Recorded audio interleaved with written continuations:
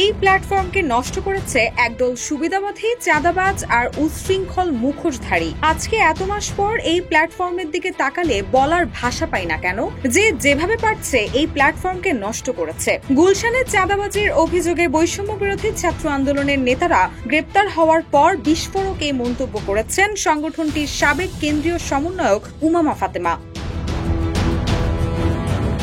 শনিবার রাতে নিজের ভেরিফাইড ফেসবুক পেজে আটক নেতাদের ছবি সহ এক পোস্টে তিনি তুলে ধরেন ভয়াবহ সব অভিজ্ঞতা। অভিযুক্তদের মধ্যে অন্যতম সংগঠনের শীর্ষস্থানীয় নেতা আব্দুর রাজ্জাক রিয়াদকে হুমকিদাতা, মারমুখ ও নারীদের প্রতি অসৌজন্যমূলক আচরণের জন্য সরাসরি দায়ী করেন তিনি।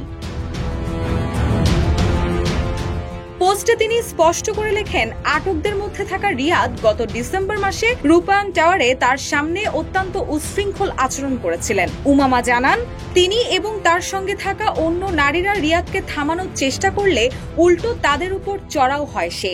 ওই ঘটনার পর রিয়াদ সম্পর্কে খোঁজ নিয়ে জানতে পারেন তার বিরুদ্ধে আগে থেকে হুমকি, মারামারি ও চাঁদাবাজির অভিযোগ ছিল।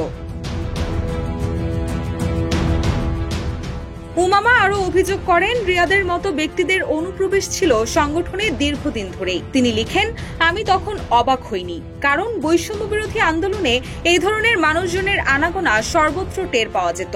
তারা রূপায়ণ টাওয়ারে অবাধে যাতায়াত করত। কারো দুর্নীতি বা অসততার কথা বললে তার জবাবে মিলত নীরবতা। ওই পোস্টে তিনি আরও লিখেন, বৈষম্য বিরোধী ছাত্র আন্দোলনের সঙ্গে সম্পৃক্ত 5 জনের চাঁদাবাজের খবর শুনে আমি সবথেকে কম আশ্চর্য হয়েছি। গুলশান বনানী গ্যাং কালচারের অজস্র অভিযোগ অভ্যন্তরীণভাবে তাদের বিরুদ্ধে ছিল। এই ছেলেগুলোকে তো এতদিন নেতাদের পিছনে প্রোটোকল দিতে দেখা গেছে।